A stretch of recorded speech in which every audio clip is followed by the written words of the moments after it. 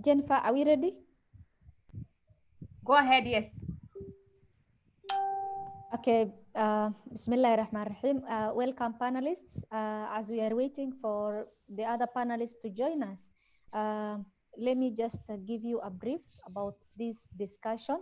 This is a discussion that we really need to have and also have a conversation around how to end FGM during this pandemic.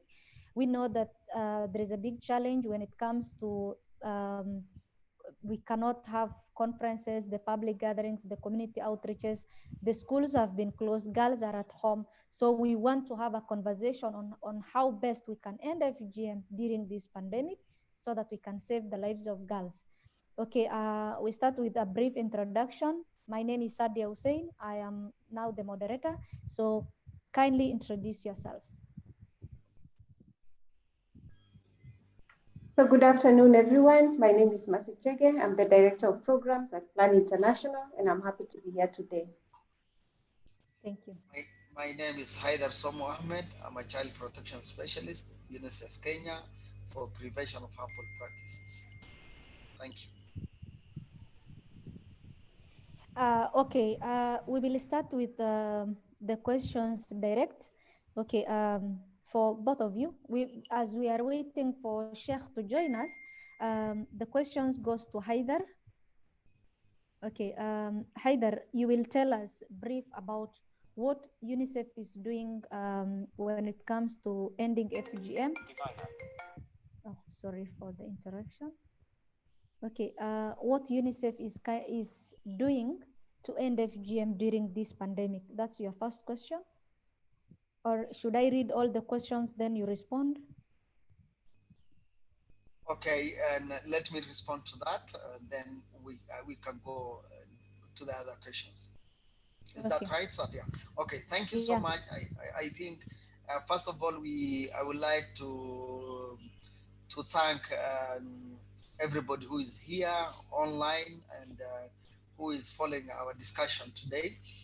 And in terms of UNICEF, UNICEF works within around 9 counties for ending FGM, and UNICEF is part of the joint program globally with UNFPA, where we are working on 17 countries, particularly within the COVID in the Kenyan context. UNICEF is working with partners like Womankind, the Anti-FGM Board, which is a semi-autonomous government agencies, World Vision, and ADRA Kenya in Kisii and Kuria communities. As currently we speak, UNICEF is working on two issues in terms of prevention and in terms of response. And when I go to the prevention aspect is, as you know, UNICEF, we work with the government in terms of building community-based protection structures, including working with Juba Kumi, the community surveillance, the community monitors, the change champions. So, during this COVID, the visiting household is very limited, and we are hearing counties like West Pokot and counties like Samburu, girls are being cut within the media and within this community outreach. So we are working with this community. Our implementing partners have and working with these communities through providing them technical guide, which has been contextualized in the Kenyan context, but also working with them through WhatsApp group and informing them and encouraging them. Then UNICEF, again, we are also training the child protection volunteers, which is a critical part because they are professionals and they have some elements of education. They are the tools that we normally use at the county level. So we are working with around 150 community volunteers to work on issues in terms of prevention and in terms of also reporting issues of FGM within the communities. Then the other issue is digital media, because this is not this is just a segmented portion of our reach within UNICEF. But we would like to reach and also make sure that this become a issue in terms of talking to the youthful population who have an access to internet and services. The other issue we are dealing is that we are working on daily basis with anti-FGM board and State Department of Gender, State Department of Gender, in terms of making sure that the issues of FGM issues of child marriage and issues of GBV become an essential services within the Republic, because, as you know, GBV issues, child protection prevention, harmful practices is not an essential services within the in this COVID within the government and approach. So that is how. But also we like to get, because in terms of responsive services, you know, they're around. UNICEF has mapped out, including Laikipia, which is not a UNICEF working area in terms of addressing FGM or child protection.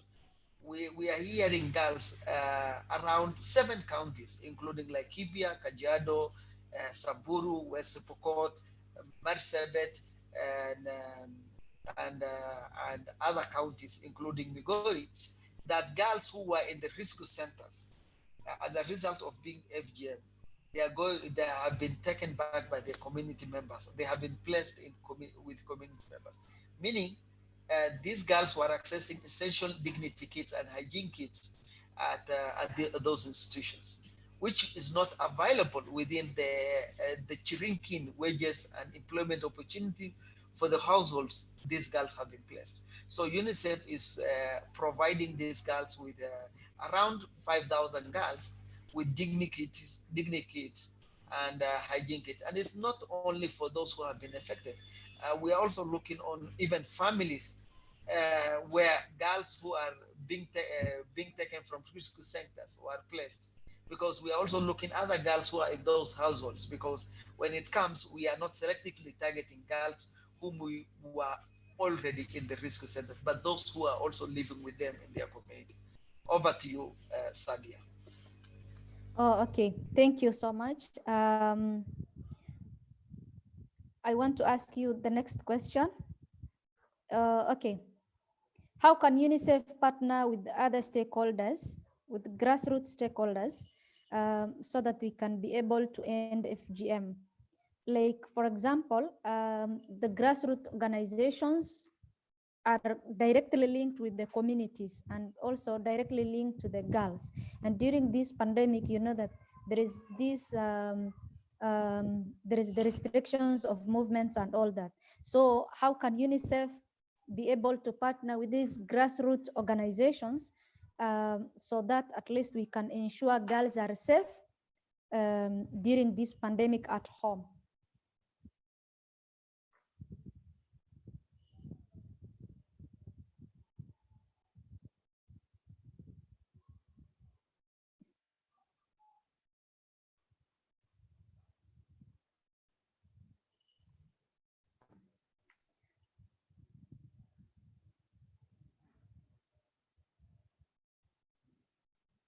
Either is muted, Sadia.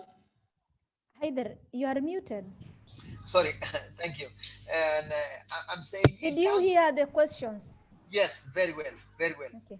And in terms of UNICEF, there's two ways we normally partner with partners. There's what is called a strategic partner. It's not necessary. We provide financial support. We can work. Those are partners. We have common vision, mission for ending all violence against children, neglect, abuse, and the rest. So in those partners, we technically provide technical support, or we work along with their vision. And then we have our implementing partners, which normally we provide financial support and also technical support. And coming back to your question, and I think, and for a sustainability purpose, not only UNICEF, but also from UNFPA, which is our sister agency in the joint program in Kenya, UNICEF has been thinking through in terms of how do we transit in terms of working with community and based organizations. And then because this is where we want to make sure that issues of FGM is a community based, the value systems, the customs, and also sustainability. The cost of transaction for working community based organization is little compared to other organizations. So as both UNICEF and UNFPA, as in the joint program, we are currently working with local organizations, but also international organizations. Though we need also to bring on the international organization because they bring expertise and resources, match the resources that the UN agencies that provide it. So I think it will be very important in the context of COVID, not only COVID, but also all other humanitarian aspects within the community.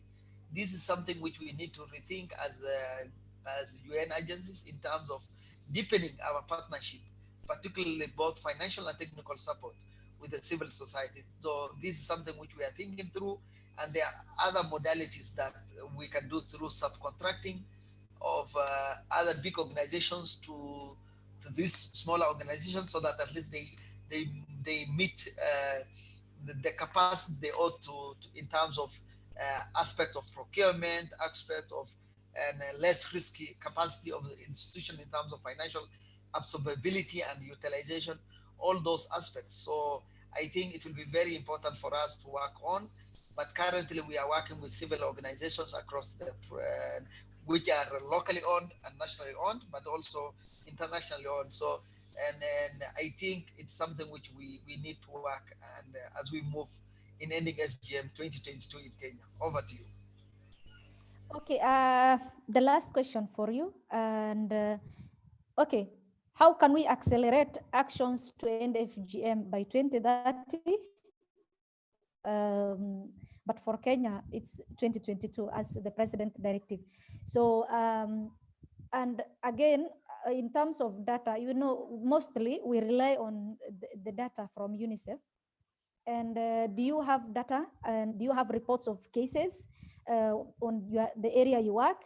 Also, give us currently, I've seen an email from UNICEF talking about the number of FGM survivors in Kenya. So we had this misconception of the 9.3 million, and now a new report has been released. Kindly enlighten us on the report, and also share if you have any data pertaining FGM during this pandemic, and also tell us how we can be able to accelerate the actions towards ending FGM. Okay, thank you so much. In terms of the 9.3, if I clarify here in this platform, is 9.3 was done by UNICEF FGM.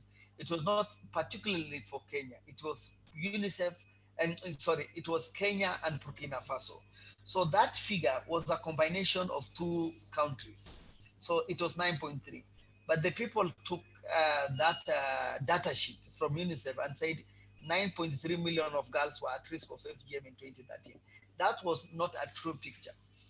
When the second analysis, which was done in 2020 by UNICEF, and around December 2019, and released in February 6th to globally, including Kenya, is FGM now, the girls and women who have undergone FGM in Kenya are 4 million. That is the correct figure.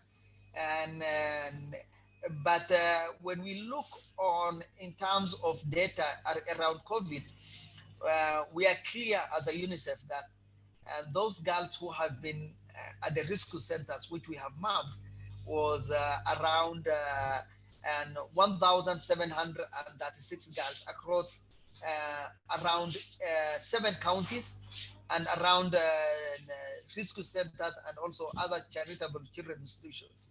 So it is something which we are using that data to reach those girls who have been released to the community.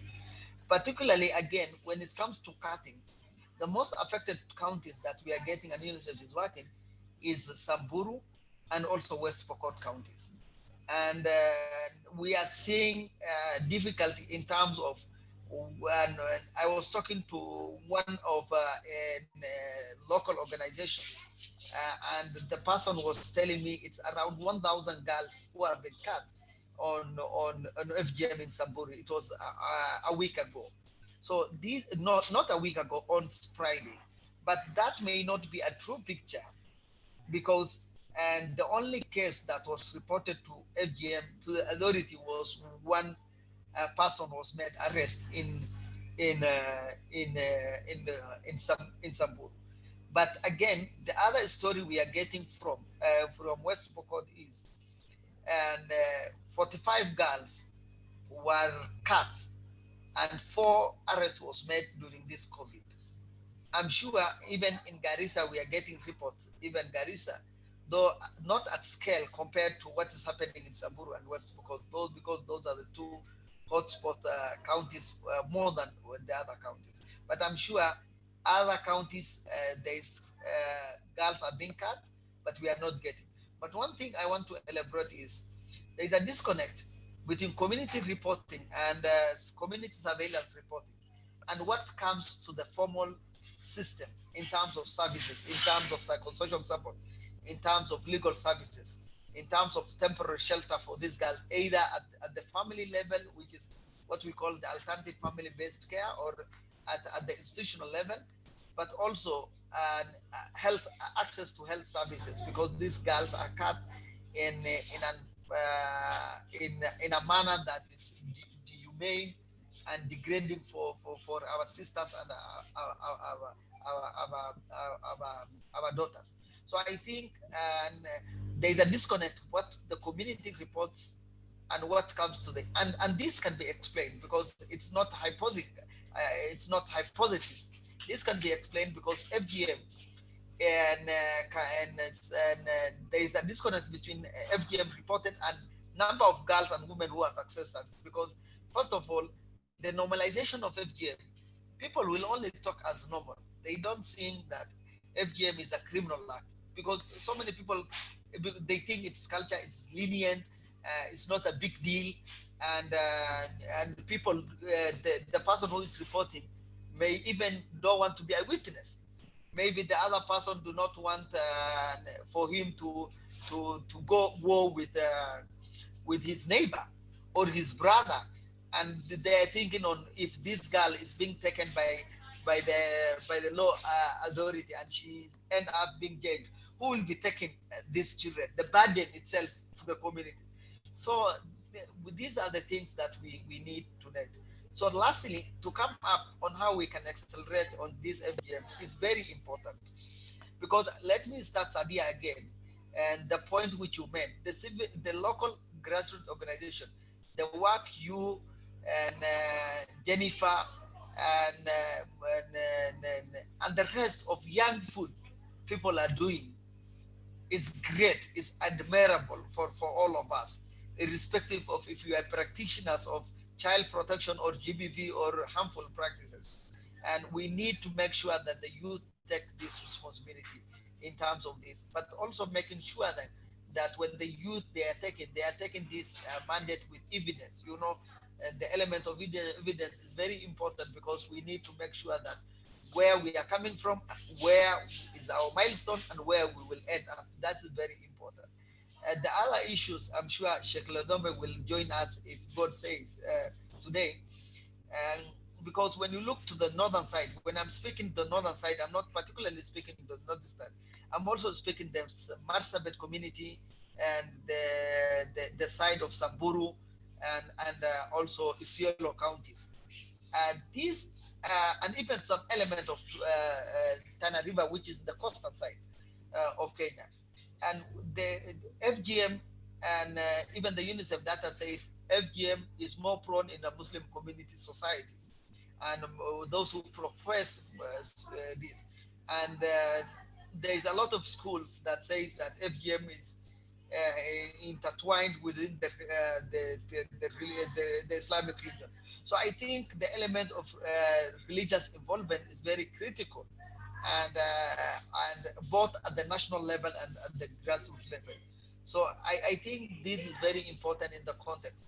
But however, and the church has done a good work, including the Samburu and some part of Kuria and also some part of Kisii community, particularly the 7 Days Church, the way the Protestant church has done a good work in central Kenya. So I think this will be very important strategies in terms of how we need to accelerate, but also making sure that also the survivors like you, Sadia, you should encourage the survivors like you to come out very clearly, broad, Najat, an example like that, who is also here today, so that at least they can come out clear and just say that we need to stop this. Over to you. Thank you so much, Haider. We will come back for you later. Okay, for now, I want to talk to Najat. Najat, kindly unmute yourself. And also, if you, Najat, can you hear me? Najat?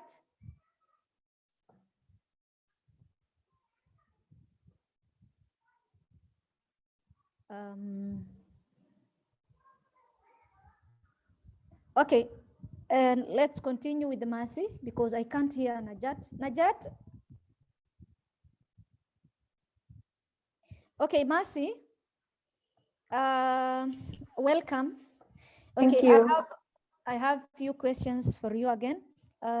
Kindly tell us with the area of your jurisdiction and all that, the data you have received so far when it comes to FGM, and also what Plan International Kenya is doing to end FGM during this pandemic.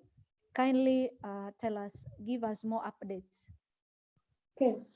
Thank you, Sadia, and it's good to be here today. And I just want to talk about a few things that Plan International is doing. We have two projects that are dealing with FGM, and one of them is in Tharaka, and the other one is in Kajiado West and Kajiado Central. So what we are doing right now in areas that we know children or girls are at risk of FGM is that we have kept in touch. Even when we are working from home, we have really kept in touch with the community elders. We have a lot of support, especially in Tharaka from the Jurinjeke, who have come out in support of ending FGM in the community. And we are in touch with the community leaders. We are also in touch with a few women, about 15 of them, who are reformed circumcisers. This project in Tharaka started about 7 years ago. And one of the things that we wanted to do is to get women who are circumcisers to actually put down the knife and do something different. So we have about 15 women that we are working with, and these women are the ones who are telling us what is happening on the ground and really trying to spread the word among their peers that FGM is not right and girls need to be given an opportunity to go to school. They are our link with the local government. They're the ones who tell us and tell the chiefs that there is danger, there's a family that is planning this. Can you go and find out? Can you check whether these girls are still safe? And the same is happening in Kajiado. We are in touch with the Maasai elders who have been part of our training, who have been part of the team that we are working with to end FGM. And we have about 75 girls that we have taken through vocational training. And these 75 girls, about half of them are actually married. They were married before the age of 18. But we told them that is not a reason why we should exclude them, because what we are telling them now is that even though you went through FGM and then you were married off early, you're still a contributing member of the society. So we have two sides of our project that we are reaching out and talking to community elders and other people on how to prevent FGM, how to end FGM. But we are also reaching out to survivors of FGM and giving them new hope. And I think that has been one of the most successful parts of our project, because we are giving new hope to girls who are below the age of 18. They are married off, they went through the cut and they have children. And instead of just staying home and perpetuating the cycle of poverty and their daughters to go through FGM, we are trying to tell them you can make a difference in your community. We also work with a few rescue centers who are very keen on making sure that they are doing community surveillance. We are working with Teacher Service Commission, and we're in touch with quite a number of teachers, and we are telling them, please track your girls and make sure that they are safe, and that when the schools reopen, we can have all of them coming back to school. Because what we know is that there is danger, that once the schools reopen, we might have quite a number of girls who will not be able to go to school in those areas. So far, we have received 3 cases of girls who have been rescued, and negotiations are going on in Kajiado with their relatives, so that they ran away because they thought they were they overheard some conversations going on, and they did not want to wait because of the sensitizations that we have done in schools. So they ran away and they went to the rescue center, and we were informed about this, and we know very well that they are safe there. There's negotiations that are going on with their parents so that they can be able to return home. And if this doesn't work, then they would have to remain at the rescue center. But what I have seen in Kajiado is the goodwill. There's a lot of goodwill from the communities that once they understand why girls shouldn't go through FGM, we have received a lot of support. And we are confident that in a month or two, these girls will be able to go back home. In Taraka, we have not heard of any cases of girls who are at risk. We are also in touch with the teachers and the reformed circumcisers and the community elders, and our staff were able to keep contact with the girls. Some of them don't have phones, so we are really worried that we haven't been able to get in touch with them. But as many as possible, those who have phones or neighbors who have phones, we are trying to get in touch with them.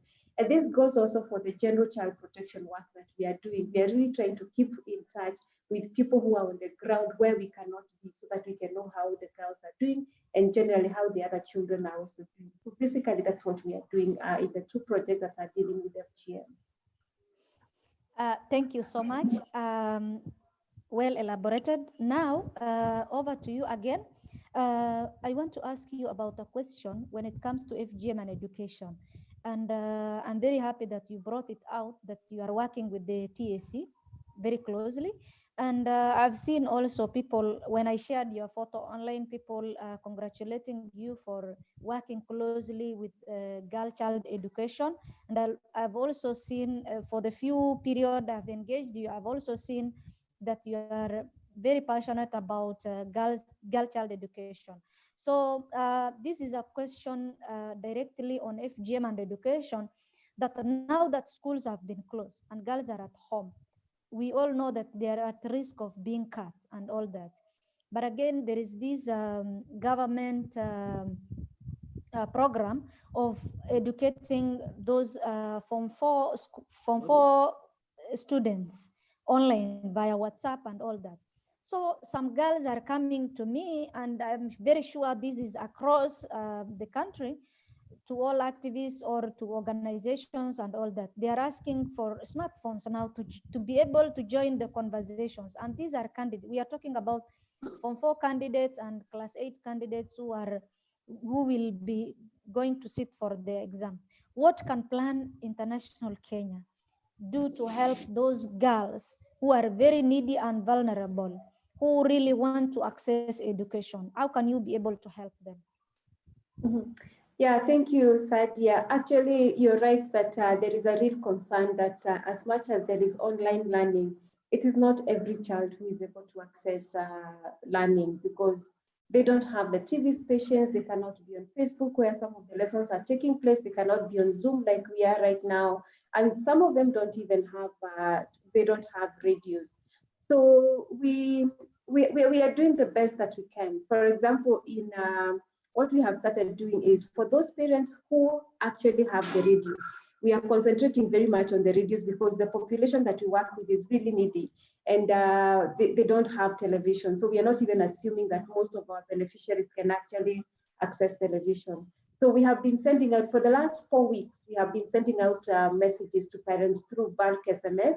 And so far, every week, 2 messages, just reminding parents about several things. One of them is that there's school going on over the radio, KBC radio. Please tune in between this time and this time during these days, and your children can be able to go back to school, can be able to learn online. The other one is on COVID prevention. We are very keen that we are telling parents, even as you want your children to learn, because we realize that there are some of them who would send their children to the neighbors so that they can go and listen to the radio. And we are telling them that is exposing your children. Probably you just need to relax and have your children study at home alone instead of sending them to the neighbors. And the other one is on prevention of gender-based violence and harmful practices. That message has been going out every once a week, and protection of children and especially girls. So that is what we are doing, just to make sure that the children can be able to remain safe. The other thing that we have done, especially in areas where we have sponsored children, is that we have tried to get some reading materials to them, and then keeping in touch with the teachers and seeing whether they can be able to keep surveillance on the children who are able to learn and those who are not able to learn.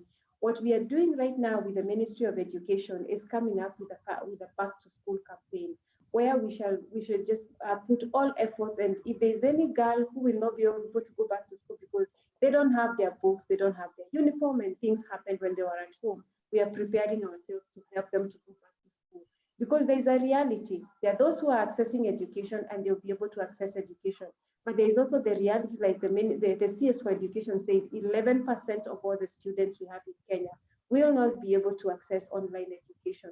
So we are living with that reality as Plan International and knowing that there's very little we can do for a girl who does not have, who doesn't have a radio, who cannot access education over TV, and who we cannot reach so that we get the materials to them because of the restrictions that are there. So what we are hoping and what we are doing with the Ministry of Education is actually making sure that they have a plan. And today I received the COVID response plan for the Ministry of Education. They have a plan for accelerated learning when the schools reopen so that no child is disadvantaged. Of course, we know those who will have gone through the online learning will be more advantaged, but we also hope that the girls will not be very disadvantaged. So yes, we are trying to get the message out there. We are trying to get the learning materials out there, but we are also cognizant that there is a population that. Thank you so much.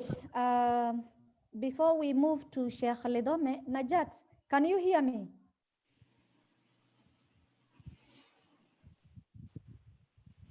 Najat? Yes, Sadia, I hear you well. Okay, can you see how I'm holding my phone? Are you using a laptop or a phone? I'm using my phone. Okay, you can hold it like this, horizontal. Okay, let me Kindly. try. Okay. Horizontal.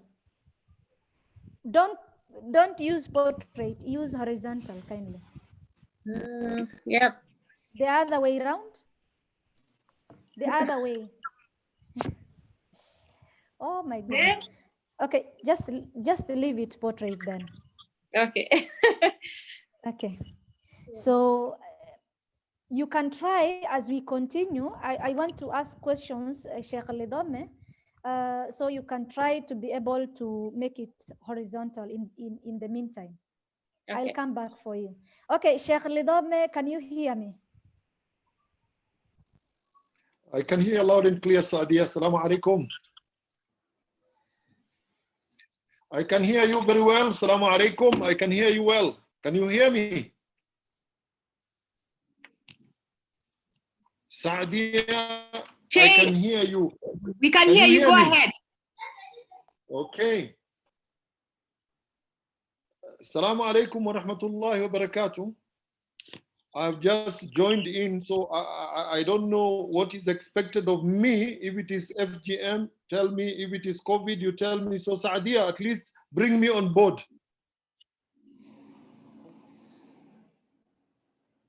Saadia, bring me on board on the discussion. I've just joined. Sheikh Lotome, I think Sadia has frozen. We are talking about FGM and what is the role of the faith community, especially the Muslim, in ending FGM, and like what are you doing, especially now with COVID-19 and a lot of girls are at home and there's threat of being cut. So what are you doing about it? Okay, thank you very much. May I begin in the name of Allah, Bismillahir Rahmanir Rahim, and may the peace and blessings of Allah be with you all.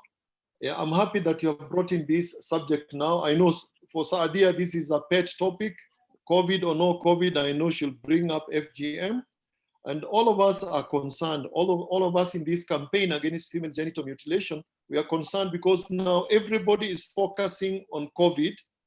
And it's very easy now for the perpetrators of FGM now to take up this opportunity and continue mutilating our girls. So we as religious leaders, of course, we address female genital mutilation from a religious perspective, specifically for me, from the Islamic perspective, amongst the Muslim community, because unfortunately, this practice has been strongly linked with Islam. Many of those Muslim communities who practice it, they will tell you easily that this is the Sunnah or the tradition of the Prophet, may peace be upon him. So our main focus here is to delink, to show how this is not linked with Islam. So the question, the very specific question, Madam Chege, is what are we doing now that we have this pandemic and we know girls are at home and the risk is very high. So together with sensitizing the community about measures that we have to take as a community, to protect ourselves against the spread of COVID, we are also telling them about protecting our girls about this. So we are using all the channels that we have. Unfortunately, the mosque now, we cannot use the mosque, which was one of the platforms that we were using. But some of us have access to the media. We have a media house like Iqra FM, where we have airtime that we are given free of charge. So in between the program, we also talk about FGM. We also meet one of the other religious scholars, those who are on our side, because there are many who are still convinced this is a religious practice. So the ones who are converted, we are telling them to be alert. They have to be vigilant even this time when we are focusing on COVID. There could be people who are perpetrating the practice. So this is what we are doing. Unfortunately, it's now not being a priority. It's not taken as a priority. The priority now is COVID, and also the outcome of COVID and the lockdown. Many people have lost their jobs. Many people are hungry. And for us Muslims now, on top of that, now we are in the holy month of Ramadan. So it's like focus is on other areas which are taken as a priority. But for us who are in the campaign, we are trying to mainstream FGM even in our other programs, the COVID programs.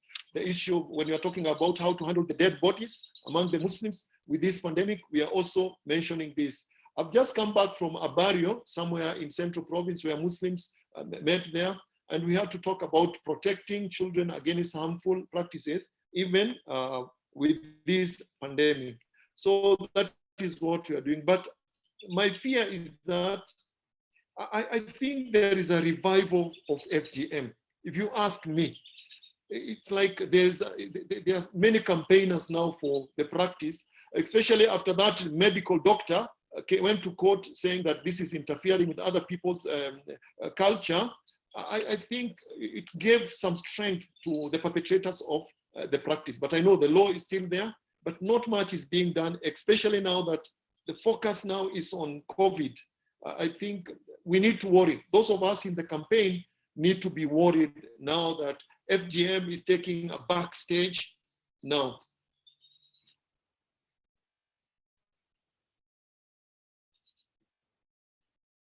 Thank you, Sheikh Letome. So the study is saying that she's having challenges with her computer. I think internet has brought for her issues. So the other question she was asking was, how can religious leaders speak with one voice towards ending FGM? Because you find some are pro, others are not for. So how can the religious leaders speak with one voice? Yeah. So you see, for them to speak in one voice, all of them have to be brought to the level of accepting that this is a problem and it's a priority area. Unfortunately, not all the religious leaders are reading from the same script. And the biggest problem for me now as a Muslim religious scholar is when people try to separate between what is FGM and then the Sunnah cut. We need, first of all, to tell them when we are talking about FGM, we are talking about all the types, no matter how mild it is, as long as it is FGM as per the definition by WHO. That is what we are talking about. There are people who will still tell you for FGM, yes, we know it is bad, but we have the Sunnah. So we need to make efforts to bring them to that level of telling them, first of all, there is nothing called a Sunnah. There is no Sunnah cut. Because my argument has been with them, if it is a Sunnah, then we must find and prove a link between the practice and the practices of the Prophet, may peace be upon him, for it to be called a Sunnah. So we need to bring them to that level to accept that there is no link between the practice, whatever type it is, and the practices of the Prophet sallallahu alaihi wasallam. Then we need to bring them to the level of making them understand the medical harms associated with the practice. No matter how mild it is, that it has some harms associated with it. So what we need to do is try as much as possible, use the ones who have been converted, because we have a number of scholars who have been convinced that this is not an Islamic practice. So we need to bring them on board and tell them to try and widen the circle, the pool of scholars who are speaking in that language. We should try now to widen. Unfortunately, most of the times we are speaking to ourselves. What do I mean?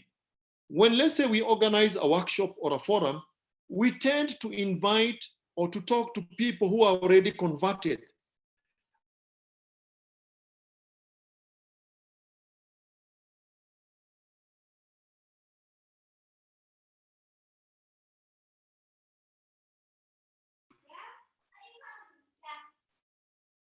Hello, Sheikh Letome. I think we've lost him. Who are still supporting this, and then bring them on board. That way we can hope now to speak with one voice.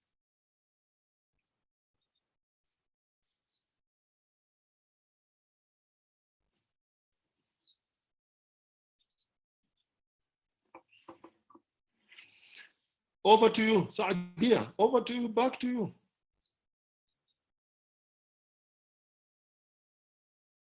Questions. I was lost in between. Jennifer, can you hear me? Yes, I think I've asked all the questions.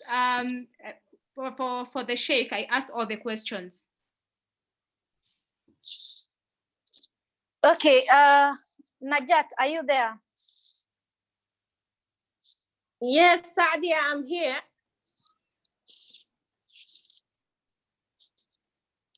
Okay, kindly welcome back. And I just wanted to ask you 3 questions.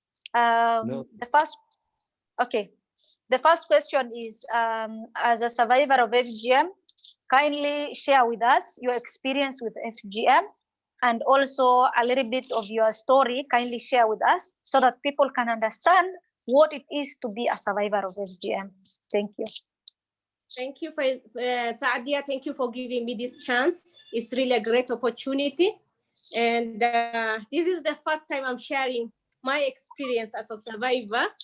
And wow. I went through FGM when I was in fact, the holiday, during the December holiday of being promoted to grade 3. And by then, most of my classmates were cut. And it was just me and another girl.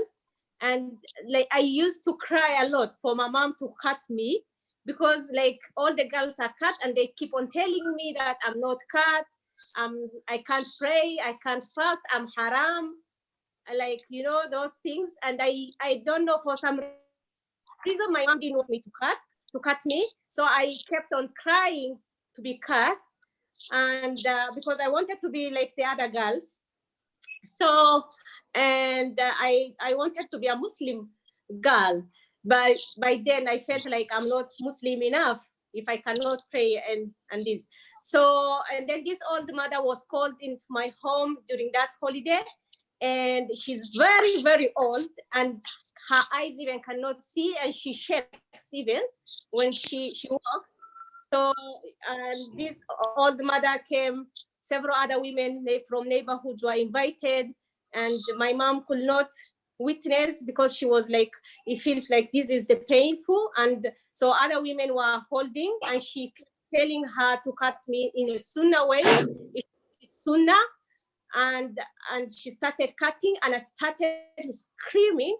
And then my mom came and held her hand, saying that like, it should be sunnah, it should be sunnah, the sunnah way. And she kept on cutting. She wanted to remove everything, and she wanted to remove everything, and it was so painful. I was crying. It was the most painful thing up to now. It traumatizes me. I feel the pain still, you know. And she wanted to cut the whole thing. So my mom came and hold her hand, and then that is how it was stopped. I bleeded a lot, and then that's when it stopped. And they tied my legs together. So they put some eggs and I don't know in English, I don't remember, but they put malmal and egg, and they tied my legs together, you know. and you know, it was the most, I delivered 2 babies, 3, in fact 3 babies through normal deliveries. I don't remember the pain I went through during my deliveries, but I remember the pain I went through when I was like about 7 or 8 years old. And you know, that pain still stays with me. I still remember that, but I don't remember the delivery ones. And also in the process, I got infection. It was itching, like after, I think that's the first week, I got infection, and it was like, I could not be taken to hospital because of the law, they fear.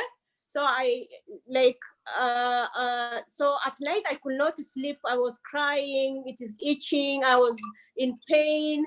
And you know, my mom could not get other medicine. I remember it was one thing it scares me.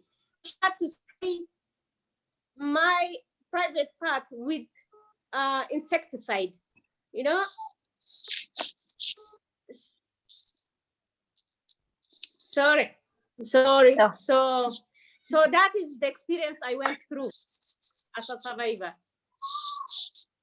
Oh, I'm so sorry, my dear. So fortunately, the pain, the itching and the infection stopped. I was not given antibiotics or anything. Insecticide was used, but you know, if I remember now, I get scared. What if that give me another disease? You know. So, but Alhamdulillah, this is what I went through. Wonderful. You know, every time I hear to another survivor, I just feel that everyone is just smiling, but we are really having a lot of psychological trauma in our heads. So my other question, now that you have told us your story and it's really painful, I'm sorry for that. How can we save girls from being, from going through the same experience we went through? And also, how can we now save their lives during this pandemic? How can we actually stop other girls from becoming survivors?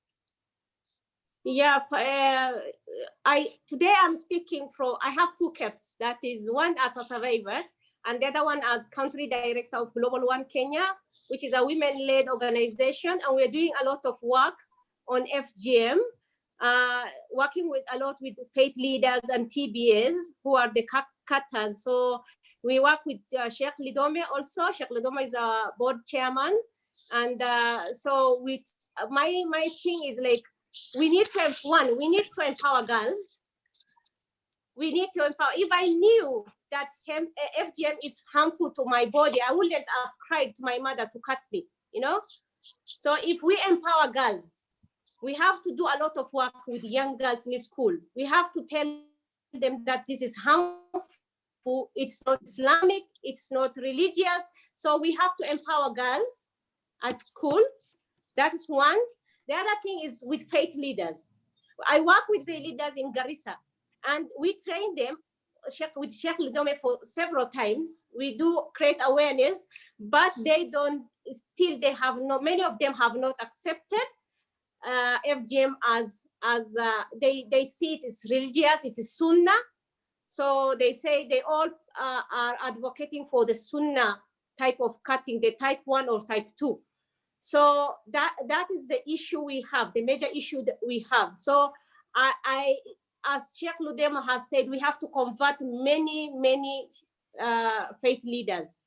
They have to come to consensus. They have to speak with one voice. And for that, we have to do a lot of awareness raising, a lot of training, a lot of using scholars like Sheikh Lidome and others. We have they have to speak from one language. And you know what thing I see is, you can't see FGM in any religious text of Islam, but you know, the madhabs, as maybe Sheikh Lidome can explain, the madhabs are the ones that have issues. And in Kenya, we follow the Shafi'i madhab, which says it is Sunnah, and that is why we have this issue. So this has to be, we really need to do a lot of work with faith leaders and girls as well. Thank you so much. Now that you have shared your story for the first time, whenever I speak in conference, everywhere I start sharing my story, people say, Saadia, are you the only one who went through all this pain? So, and I start crying because I know, yes, I went through a painful process, but how can I convince other survivors to also speak so that at least people can understand what FGM is really is? But now today, you also sharing your story means a lot. So now, this is the question now. What role can the survivors play towards ending FGM? Because I believe by sharing our stories, people would have understood FGM is really bad. But now all majority of the survivors are silent. How can we now use what is the role of survivors towards ending FGM? Survivors can play a huge role to me, because like, you know, when you say your story, when you say what you, especially with the funders, donors, international, local organization working around FGM, like, because most of the staffs or personnel working in these organizations have not gone through the pain, and they don't understand. So when we speak as survivors, it makes them understand how painful this thing is, and how, like, for me, it's like, because I think it's type 2. It didn't affect me during the delivery, but it affects a lot of women. It has effect on me as well, I know. But on many, like, I know of girls who are not married at the age of 40 plus. I know of a girl from my neighborhood who didn't, in fact, one of my classmates and one from my neighborhood who has not gone to school. One is from my schoolmate. So both those girls were not married at this age because they fear the pain. One was married and she refused, she cried, she ran away from the husband. Up to now, she's not married, she's staying single. So that is the effect of FGM. This girl is denied, her life is locked down, literally shut down, because she's not enjoying what the rights she has. So she has decided to stay. And communities criticize her. Why is she refusing the husband? Why is she running away from the husband? But it's because of the pain she has experienced. And the whole place is tied together. She has a small space to pass even her urine. So even the other girl was like that. One of my classmates almost lost her life. She had to be taken. Her father was the medical staff, but she went through that, and she's called Faria. Faria had, you know, she bleeded to almost death. They had to flee her to Nairobi, and that's how the bleeding stopped. But she almost lost her life. So when we as the survivors speak, we speak from the experience, and we can make others to understand the effect, the pain, you know, the harm of FGM on everybody, on the people who are at risk, the kids, the girls who are at risk, as well as the survivors, because it's a pain that stays with you. Can you imagine? Most of those people who have delivered normally, they understand the pain of during delivery a woman goes through. But you know, if I don't remember that pain, but I still remember the pain I went through at the age of 7 or 8 years, you know, that everybody will understand. So that is, I think we can play a big role for Saadia by speaking up. So we have to encourage other survivors to join and speak out. Thank you so much. Now I have a question for Sheikh Lidome. Sheikh Ibrahim, are you there? Jennifer, can you hear me? Yes, I can hear you. Yes. Has the CEO joined us yet? No. Okay. Back to Sheikh Lidome. Sheikh Ibrahim. نعم سعدية. Okay. Now, today, at least you have learned something that you never heard before, even though you have been working closely with Najat. Even though you have been working Yes. closely with Najat, you have never No. learned her story, right? I am This shocked. is the first day. I am shocked. I've worked with her very closely. She's my country director. I am shocked. So this is the pain, and every other But woman nothing, who I is won't an comment FGM about the survivor podcast. is really hiding. Okay, this is now the pain other survivors are really that are hiding when it comes to FGM. Mm, Yes, they are keeping this pain, they are enduring it, both physically and psychologically. yes. So now, as a religious leader, Mm, when now a sheikh stands somewhere and starts speaking about the sunnah, and he has no idea what we are being subjected to,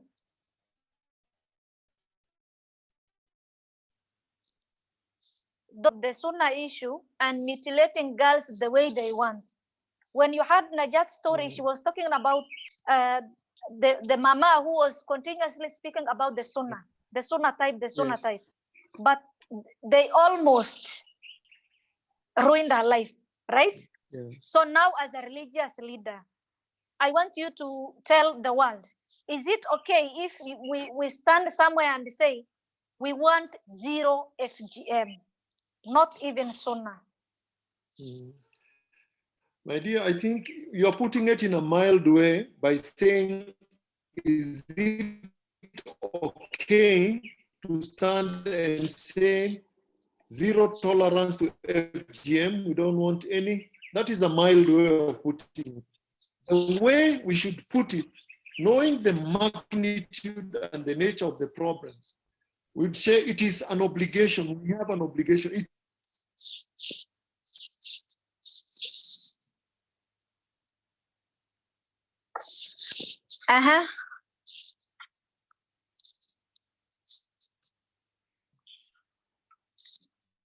Oh. Sorry, I think you have lost the sheikh. That we have. He's back. Yeah. Okay, For me, we lost you on the way. Okay. We should not put. Okay, I was saying this. You put it very mildly. Is it okay for us to stand up and say no to any type of FGM? For me, the way I should put it, we should put it in the heads of those who still support it, that we have an obligation. It is wajib for us to protect the girl child from this barbaric practice. Because Allah subhanahu wa ta'ala created the human body, and every part of the body has a function. Allah in his wisdom made every part of the body with a function, and we can only touch it if we have evidence from the religious teaching, from the Quran, from the Sunnah. And that's why male circumcision is supported by religion. Female circumcision is not supported by the Quran. It is not supported by the Sunnah. It's just a claim that is supported by the Sunnah. And for me, the biggest question, Saadia, is this. Even in the forums you have attended, where I have spoken to scholars, especially people from your community, I ask them, if the Prophet ﷺ never did it to his daughters or his wife, the Sahabas never did it. It's evident in the history of Islam. And I ask them, Haga lagakene, where did you get it from? Because there is no evidence. No. What is the question I keep on asking?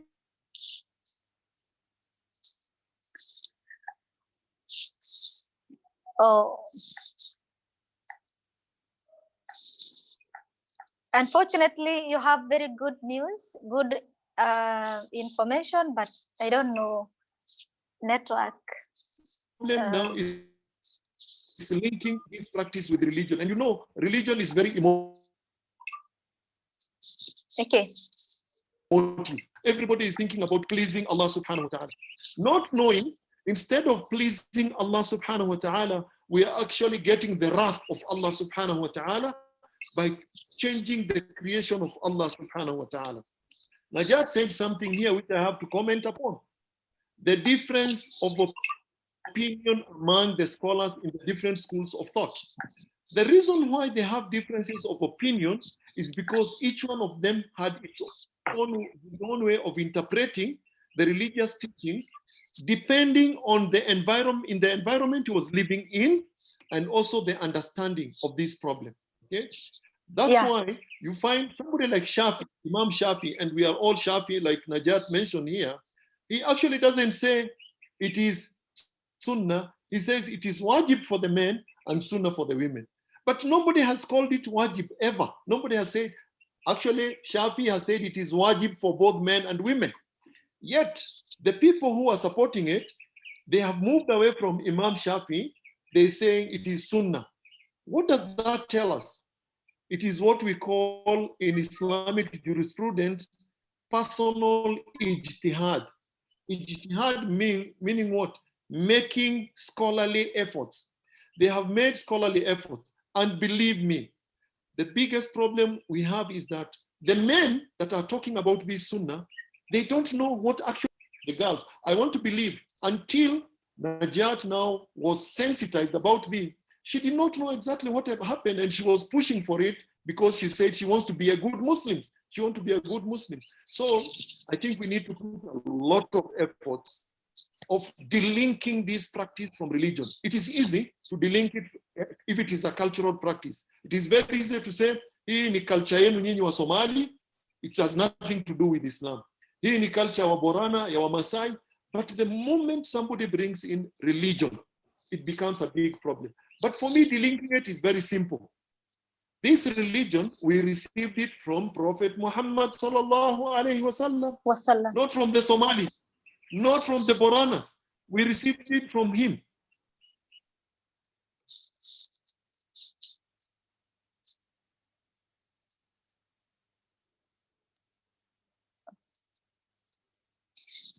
Your connection.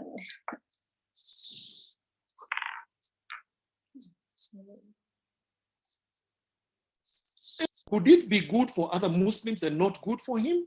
The answer is no. So our efforts should be in trying to show that religion has nothing to do with this. And Saadia, there is a time you were challenged by scholars from Garissa. They kept on saying Sunnah, Sunnah. Then I said, okay, what do you say about a Muslim like me who does not believe it is a religious practice and will never subject my daughters to it? What is the status of my Islam? And the answer, Saadia, is that la ba'as. La ba'as in Arabic means there is no problem. If it was a religious thing, there would be a problem. So they know it is not a religious thing. It is just, there is no distinction between what is cultural and what is religious. The two are intertwined in such a way we mix them up. So the main effort should be delink it from Islam. You heard Najat say that the peer pressure made her feel that I want to be subjected to this because I want to be a Muslim. She believed she is not a Muslim without it. It was put in her head. So many people out there still believe this is a religious practice. So there should be a lot of efforts. And this is where we need to bring in the gatekeepers. Because Saadia, you can speak now from an activist point of view, a woman's point of view.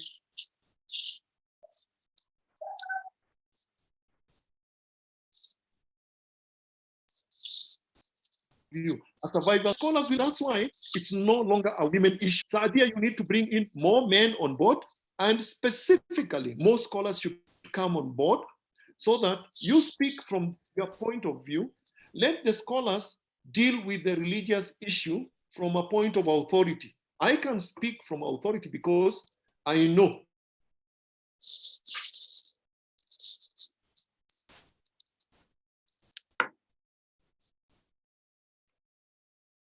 what they will listen. The survivors have a role. The women have a role because they are the victims and the perpetrators. The cutters. Have you ever seen a male cutter? All the cutters are women. So I say women are both the victims and the perpetrators. Men are there because they are the consumers of the end product. They are the ones who demand that the product, the goods should be manufactured in a certain way. So we need to bring them. They are the ones who are consulted before their daughters are subjected to it. The men in the homes are consulted. So they are not involved, but they are consulted. The religious scholars are involved because things that are religious always stop, the buck stops with the religious scholars. The people will always consult them. Let us ask the sheikh what the sheikh says. And for me, if the sheikh stood up in Garissa, Jamia Mosque Garissa, Jamia Mosque Nairobi, Isli, and use the microphone there and say, we are telling you with one voice, this thing is not Islamic, and anybody doing it is sinning against Allah. The impact will be there. Then the Qatars will be told whatever you are doing is haram. The girls who be under peer pressure like Najat was, they will know that whatever we are pushing for, we are Muslims even without that cut. You don't have to be cut to be a Muslim. There are millions of Muslims out there who are not subjected to it, and they're good Muslims, including the Sahabiyat, those who lived with the Prophet sallallahu alaihi wasallam. So, Saadia, stakeholders, all the stakeholders need to be brought together, including politicians. They have so many forums and people listen to them. Let them also be brought in this campaign. So everybody is a stakeholder in this campaign. Religious, of course, different levels, like the religious scholars, because of the influence they have in the community. We put them so high up there because in the Muslim community, people keep on claiming this is a religious practice, this is a religious practice. So we need to sensitize. And for me, Sadia, I don't beat about the bush with the scholars. I tell them, wallahi, on the day of Qiyamah, you'll be asked about the blood that is being spilled and you are keeping quiet. Just because you're fearing your community, just because you don't want to lose the respect by your community, wallahi, you'll be asked by Allah subhanahu wa ta'ala. For every single girl that is bleeding,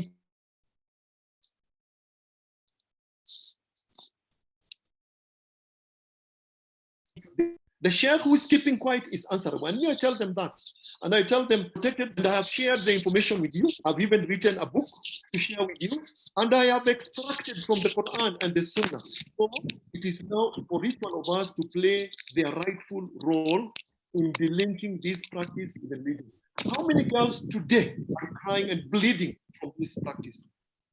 We are all answerable before Allah subhanahu wa ta'ala for this. And you know, some people keep on saying, we like the Somalis. Sadia, sorry, I have to keep on talking about the Somali community. I understand. Keep on understand. saying, we have been doing this from, we have been doing this from time immemorial. We're not like you, you're a Maasai, you just became a Muslim the other day. For us, we have been Muslims from, they have no word for they say from, I tell them, even in the Quran, those who are worshipping idols, when the prophets of Allah radiallahu anhu, sallallahu alayhi wasallam, came to them, they used to say, we found our great grandfathers doing this. Now, does it mean if your great grandfathers were doing it, it is right? No, something wrong is wrong. All your grandfathers were wrong. Then they will ask you, we have always had scholars. Long before Ibrahim Lethome was born, we had scholars. Long before your father converted into Islam, we had scholars. We had the Quran, we had the Sunnah. They never talked about this. Say now, the moment we discover something is wrong, it doesn't matter for how many centuries you have been doing it. Something wrong is wrong. And the example I like giving is the example of the hijab. Saadia, you might not be that old, but I can tell you, the proper hijab just about 25, 30 years ago. And the people who started using the proper hijab, they used to be called Salam Alaikum. Yet, the ayah on hijab has been there 1400 years ago. But people were using the wrong hijab. For the Somalis, because me, I grew up with the Somalis, you would know that a girl is married if she starts covering her hair. If she's not married, you can bear me out. Before marriage, the hair will just be out there. Yet, the verses of hijab the verses on hijab were there. The Sunnah on hijab was there. The scholars were there, but they chose to keep quiet. Then a new crop of scholars came in and discovered this is wrong, and we changed. So the same thing. The old crop of scholars decided this is not a priority. Now we have scholars like me who say it is a problem and it is a priority. And we have evidence from the Quran and Sunnah that this thing is not Islamic. So we have a duty. Unfortunately, and very unfortunately, many see this as a problem of the women. My experience when I first went to Ajia about 10 years ago to talk about this thing, the scholars asked me, Ibrahim, I was with a sheikh called Sheikh Khalfan, who is from the Luo community. Shame on you, I say, what is I? You've traveled all the way from Nairobi just to come and talk about this thing. They even mentioned it. Is that the only problem in the Ummah? This small thing? And you know, Saadia, what I mean, the word, I mean, you know the word. Yes, Kay.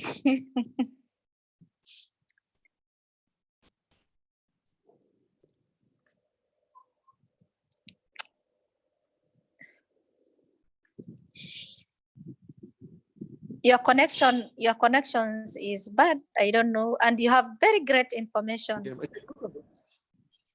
Yeah. What is the problem? Say, we have drugs here, we have Mira here, we have marriages breaking, and you just chose FGM. We think you have an agenda. You say, okay, what is the agenda? You want our girls to be promiscuous. Oh, so FGM stops them from being promiscuous. We have done a survey that in Koinange Street, we have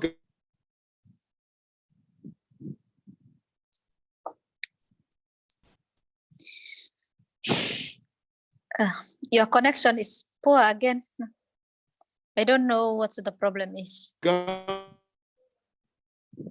girls from the community, shy them, have been FGM stop them from going there. So that argument does not say here.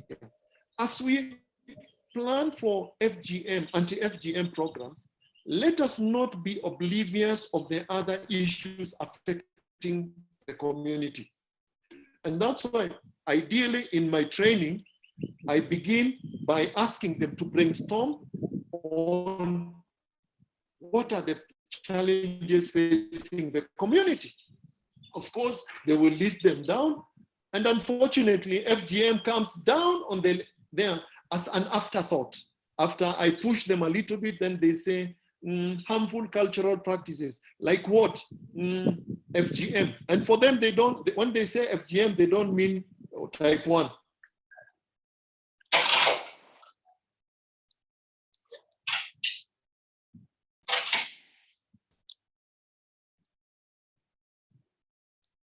Sorry, we lost you again. Poor connection, I guess.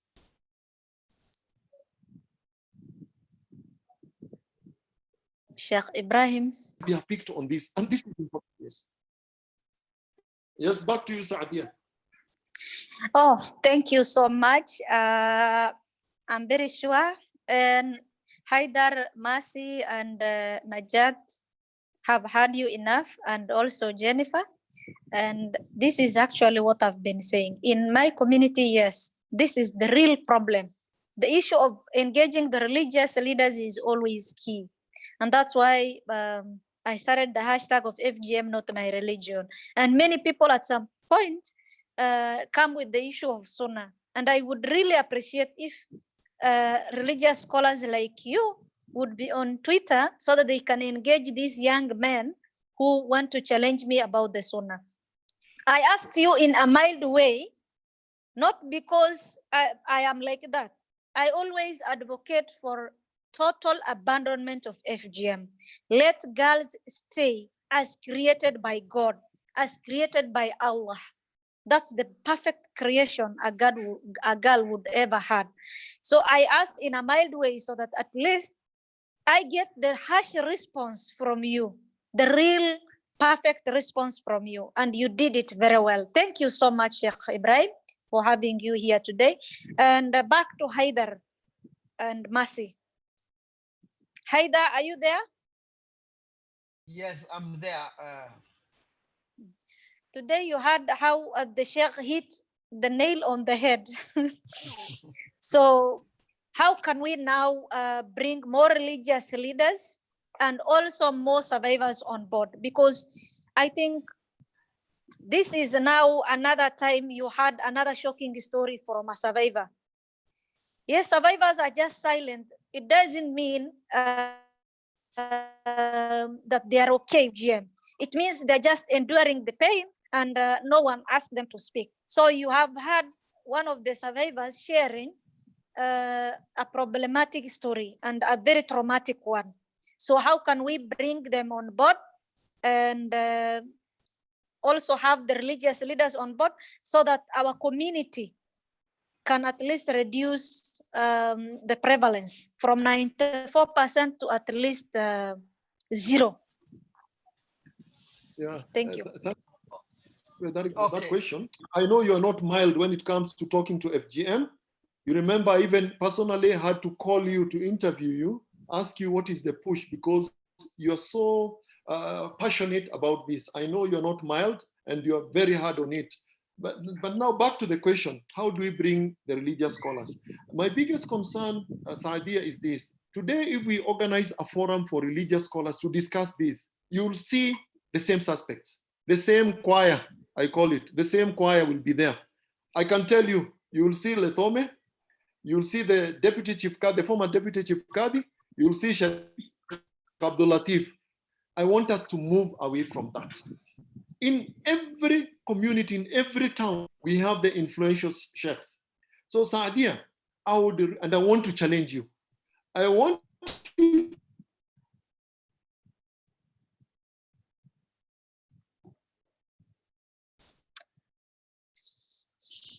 Oh, we lost you again. I don't know. Is it poor connection or Sheikh Ibrahim?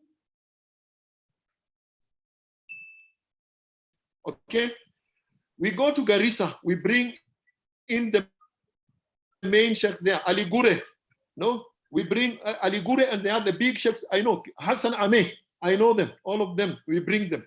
We go to Dadaab, we bring the key sheikhs there. Wajir, we know the big sheikhs there. Those who are hadikos, forget about the converted ones. We put them in a hall together.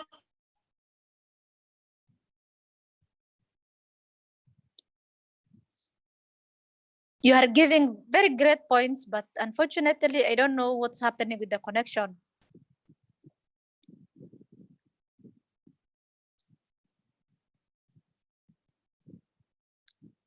To this campaign, I've always seen the same suspects. If today you ask me, who do we talk to in Marsabit? I will tell you Sheikh so and so. What about Mayale? Sheikh Abdul Nasir, before he relocated to Canada. What about Garissa? Sheikh Alison. Nairobi, Sheikh Abdul Latif. That is a problem. We are moving in a cycle. I want us to bring those dissenting voices so that even if we don't bring on board everybody, we shall win a few. The least we are going to do is create doubt, that doubt in them. Like once I met with them in Garissa, they were so harsh to me at first. But on the third day, they all agreed that it is just mubah. And you know, mubah means now, it is, whether you do it or not, it's all the same. And then I was able now to come in with the argument, if something mubah, yani permissible, it's harmful, does it still remain mubah? And they were able to say, now it's no longer mubah, but we can do it in the hospitals. We can medicalize it so that even that small harm is not there. So Saadia, I'm challenging you, create a forum and we deliberately target these people. To organize vizuri, we pick them, those hardcores from the different, Baka Kwenu Tana River. I know the hardcores there and the ones who are converted. We bring them together, put us in a room. Yes. Can I come in?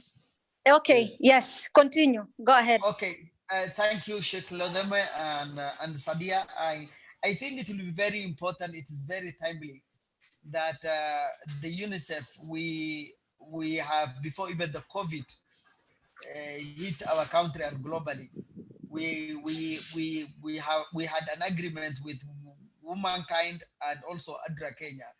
So let me start with Womankind. We have mapped out sheikhs like Sheikh Ledome to be a lead facilitator in terms of addressing FGM in Islam. And we are talking on 3 counties. We are targeting on Tana River, Wajir, Garissa, Mandera. And we are doing in collaboration with anti-FGM board. So already that opportunity is there, and that funding has been blessed to UNICEF. We want to invest around 8 million Kenyan shillings on engagement of sheikhs, and we are proposing a conference, and already that agreement has been agreed by both UNICEF, anti-FGM board, and womankind. So in that opportunity, Sheikh Lodame will be also be, because of his vast experience in Islamic matters, so he will be the ones which will be engaging in terms of collaborating, and also using his skills in terms of bringing on board those who are hardcore and very difficult to convince. So that opportunity, we are targeting around 300 sheikhs across those 3 counties. So that has been taken. But to make sure that we cannot also reach all sheikhs in every village, because when you calculate the mosque, when we have done some mapping across Garissa, the mosques are so many, and every mosque is being led by imam. There are other sheikhs who normally read, train hadith. There's madrasa, and there's a lot of subset of scholars within these communities. So 300 is an iota of so many sheikhs that we have across those counties. So we would like to use the radio channels, and in that concept, we want to partner with radio channels, particularly the Star FM, which speaks on the Borana language, also the Somali language. It's listening in Tana River, and also other radios like Tana River Broadcasting Corporation, the 15 FM, the Wajia community, so that at least we reach these communities at their base. Though the sheikhs who will be coming, we are thinking Garissa will be the central point of that conference, the Islamic conference on addressing FGM. So that opportunity is there. But also we have UNICEF, we haven't forgotten that other communities are also practicing this FGM, the non-Muslim communities. And we are talking on in terms of how can we also convert the same amount, around 6 million shillings has been allocated in terms of religious conference in Kisii and Migori County. So we are looking in terms of engaging with 7 days activity and Adventist and Catholic, because I'm speaking on those denominations because they are the majority in those 2 counties. So this is something which UNICEF have inputted, and we will be liaising with Sheikh Ledome and others in terms of facilitating those. So, and UNICEF is facilitating that discussion. So we'll also be inviting them. Looking on the survivors issue, we will, this has been something which we have started across, not only even UNICEF, but also in the UNFPA, because UNFPA and UNICEF works with the FGM board and State Department of Gender Affairs. And we are thinking, we said, we can do two ways. We can engage at the grassroots level in terms of establishing survivors of FGM, in terms of, and these survivors will provide psychosocial support. They will talk, they will raise the visibility of this issue. They will drum in terms of ending, and also even talking to their politicians and those who have resources at the county level, because FGM is a national function, but the issue is done at the county level, because, and that's why we see a lot of county integrated development plans. FGM is an hindrance to maternal health, and is an hindrance to education, is even hindrance to the economic prosperity of these counties. And that's why we are saying that we need to bring at that level, and even religious engagement. In these counties, we are engaging with Garissa, Sheikh Dahir, like that, Balampara in Sankuri, and 2 in Wajia West, Wajia South in Hawaswene. There are sheikhs we are engaging, but we want also to also this bringing them in a central point will give them an opportunity to also exchange ideas, to really develop their thinking around on these issues and on these issues. So also the survivors, we are also doing a national conference for survivors. This is what we have agreed as per the work plan with the UNICEF and UNFPA with the FGM board, but also the work of survivors at the grassroots will also continue. But those who will be coming this will be those who will be focal points, so that at least they can help and also go back and disseminate this information at the grassroots level. Over to you, Sadia. Wow, thank you so much for the amazing information. And Saadia, can I say something? yes, of course. Can Go I ahead. Thank you. Like, I wanted to comment a little bit on UNICEF and what Sheikh Lidome said. I agree with both of you, and thank you for UNICEF to have that plan. It's really something very important. But you know, I would like to stress for UNICEF to allocate better budget to fight FGM. I know you say now 8 million, and that is good amount, but we really have to design a project with good amount of money to fight FGM. FGM is a big issue, is deeply rooted and in the communities. So to change this, we have to really allocate better resources. And also the other thing is like let the faith leaders, with the conference, let it not be like 2-3 days, or it can be intervals, but you have to really strategize to bring together the religious leaders to really discuss deeply, you know, and take time. It can be like 2 phases or 3 phases. It can be like 5 days, maybe this time, 3 days the other time, and or 3 days different times, but it has to be something that is continuously discussed until we will be able to convert many leaders. That is the biggest issue in our community. Like in the northeastern and part of eastern, where religious FGM is taken as religious action.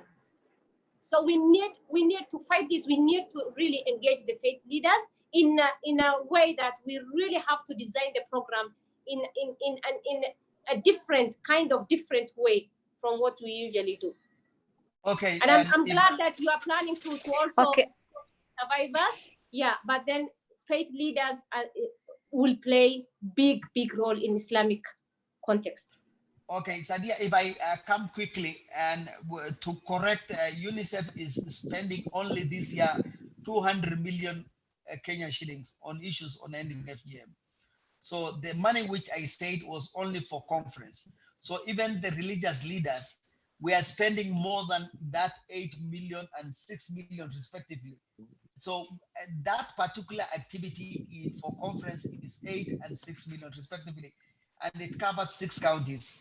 2 counties, Kuria and Kisii, and the other 4 counties, Tana River, Wajir, Garissa, and the rest. But in terms of the total budget, we are spending around on government, civil society, local organization, around 2 million, particularly 200 million, particularly this year only. Over to you. Thank you so much. Now I want Mercy. Are you there? Mercy? Yes, I am. Oh, so today I assume you have learned a lot. A lot, yes, thank you. Okay, maybe a way forward from you. What are your plans when it comes to Plan International Kenya during and after the COVID-19 to make sure that girls are safe from FGM? A way forward. Yeah, thank you so much. As a way forward, I think just like what I had mentioned earlier, one of the things that we are doing right now is to try as much as possible that we are keeping in touch with the people who are in the community. I like the question that you asked about working with the grassroots and working with the people right down at the community, because we know that FGM is a family affair. It happens in the family at night, in very secluded places where only family members know what is happening. And it is important that we are in touch with the families and with people who can tell us what is happening so that we can be able to support the girls. So what we are planning is to continue keeping in touch with the girls so that when the schools reopen, when all this lockdown is over, we can be able to account for each and every one of the girls that we were supporting and even get more who are at risk. I'm imagining that right now when families are desperate to get some income, some money, at home, you know, marrying off a girl would be one of the things that the families would think about. And if they come from communities where FGM has to happen before marriage happens, then you can imagine that FGM will happen and then the girl will be married off. And by the time the schools are opening, the girls are not there to go back to school. And this keeps on disadvantaging the girls. You know, it's like repeating the same cycle and over again. So as Plan International, we hope to keep in touch with the girls. And after COVID, we will be doing a rapid survey of all those girls that we know that we were supporting and their friends, just to make sure that they can be able to go back to school. It's going to take a lot. It's going to be a heavy investment, but we are also committed that even though we had stopped paying school fees and we had started income generating activities for parents, this is the one time where we shall actually be paying school fees for girls to go back to school. And those who will be married off and they can be able to go through vocational institutions, we will be looking out for them, because like I said in the beginning, we have started reaching out to girls who are married off, who went through FGM and they got married off against their will, and they are still willing to go back to school. So it's like, you know, it's very comprehensive what we are planning, and it's only funding that keeps us from doing more. And we hope that we can be able to convince our donors that it's not just the girls who are at risk. There are those who were at risk and we were not able to rescue them a long time ago, and we want to go back for them. So we have very comprehensive plans for them, and we hope that we can be able to work with you even more. And I'm hoping that we can be able to do something even in Tanariva in future, God willing. Inshallah. Okay. Thank you, panelists. It's a wrap up. I think we have taken much time because of the Sheikh. He has a lot of inputs and information. Okay, this is to say thank you so much, all the panelists. And from me, Saadia, I have 2 points only. One is to thank all of you for honoring the invitation and taking part of this conversation. We had a fruitful deliberation and also discussion. Okay, my second point is just an urge, is a request to you all, that we should not just wait for someone to knock doors and ask for support. We should always be ready to support those girls who are innocent souls. As Najat said, that's exactly what happened to all other girls. Before FGM, everyone thinks that this is a course that you should take. This is a procedure that you must go through. But after they practice, that's when now you start regretting. The trauma now starts. The pain continues for a lifetime. And whether FGM is done at home, at hospital, whether done by a professional medic or by a kata, traditional kata, FGM is still FGM. We all know that there are people who want to medicalize FGM. My message to you all is that once the organ is cut, it's irreversible. Why do you want to tamper with someone's organs without even their consent? Because those girls are really, really innocent. Nobody understands what it is to be mutilated until you go through it. So now my request to you all is that we continue sensitizing the community, working with grassroots activists and organizations, and also when it comes to the conferences and all that, can we also make the conferences localized? Instead of having them in Nairobi, like Haidar said, we are having it Garissa after the COVID.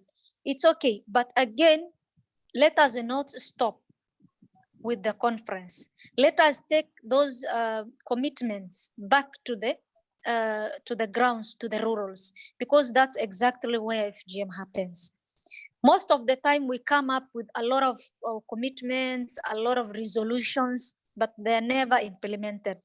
And most of the time that's a big challenge because the girl child continues to suffer. From me as a survivor, yes, it's never easy to be a survivor. And whenever I share my story, people say it's very horrible. But again, I need more other voices to come forward and explain. Others even have more traumatizing story than mine. because some even developed fistula during their childbirth. They were divorced in the way. Some lost their children. So there are other people who have many painful stories. We really need to document the survivor stories on or before the survivors conference. Thank you so much once again. Let's empower each other. Let's also support each other. Organizations must not be competing. Let them pull the resources together. I'm very sure when organizations come together, we spend little and do more. Thank you so much. Back to you, Jennifer. Thank you, Sadia. Okay, Jennifer.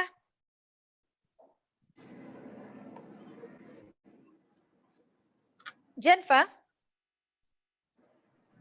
I can't see her. I think she's not there. Okay, we are done. Thank you so much. And God bless you all. Thank you. Thank you so much, Sadia. Thank you, Sadia. Thank you. Okay, Thank you, Najat, and very sorry about your stories. Make sure your daughters don't go through what you went through. Saadia, make sure your daughters don't go through what you went through. You know why I'm saying this? Mercy, let me share with you a secret. I went to your area in Habaswein. I trained young female teachers for 1 week against FGM. On the last day, I wanted to hear their views. And two of them stood there with hands akimbo, wamejishika kiuno. I want them to feel what I felt. Saadia, I know Najat has only boys. She works so closely with me, she has boys, but God will give you a daughter. Yes. Begin at home. Protect your daughter first. Saadia, I want to know that your daughters are safe. I have told Mariam Sheikh, who is a survivor also, she's in Canada now. She has my daughter. I want my daughter to be safe. Okay? So, and again, Mercy, the campaign should be sustainable. Do you know the problem with the campaigns against FGM? Yes. It is like, at one time, except for people like Saadia, who she eats FGM, she sleeps FGM, she wakes up FGM, everything is FGM. Others, it's a workshop or a conference, then we go and sleep. Until UNICEF or UNFPA or Population Council comes up with another workshop, we are all sleeping. Can we think about something that is sustainable, that is continuous? Like Coca-Cola, everywhere you go, Coca-Cola, there is Coca-Cola. So we keep it, the fire burning. We should have more ideas.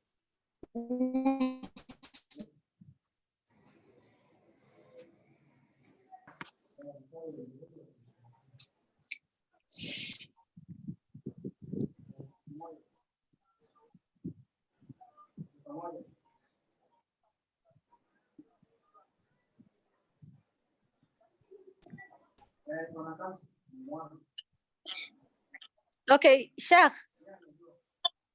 Groups of sheikhs, we prepare them now for the big conference. The conference should be the culmination of this small activity. That's where now we are coming, bringing in sheikhs from the different regions. They are coming to give a declaration there. So the conference should come at the tail end, should be preceded by small workshops. I hope Haider is somewhere listening to this. Yes, he's I'm there. happy about the funds he's giving, but can we plan well? Saadia, I hope you agree with me. Yes. In fact, I want to confirm to you that I have 3 daughters and they're all safe. Thank you. Yeah, Sheikh, I don't have daughters, as you said, yes, right? But my nieces are all safe. I made sure that all my sisters, my brothers, daughters are not touched. I told everybody that I'm going to take them to court. The law will come and take care of them if they touch any of those girls. And alhamdulillah, I have now nieces who are at 19, and they're not touched. Alhamdulillah, I'm grateful. So, but then even I'm doing for the neighbors the same thing. Yeah, no, if I have mine, no one will come even closer to her. Yeah. Thank you so much. Mercy, I hope your daughters are safe also. Yes, Mercy. they Okay, are. Thank you so And, much. Bye-bye. Okay. Okay. Okay, thank you so much. Thank you everybody. Thank you. Okay, bye. I'm glad. Thank you.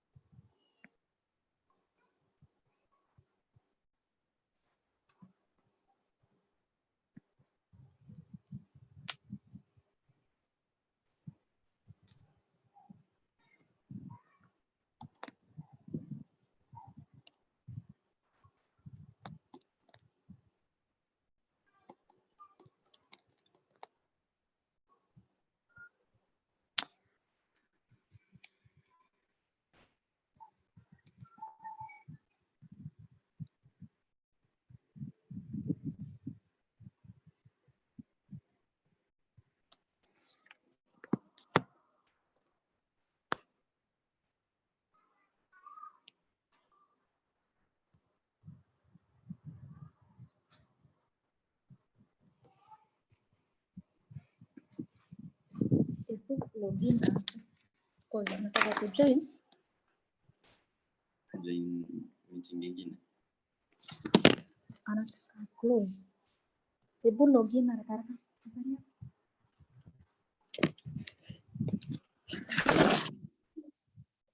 Nataka uachie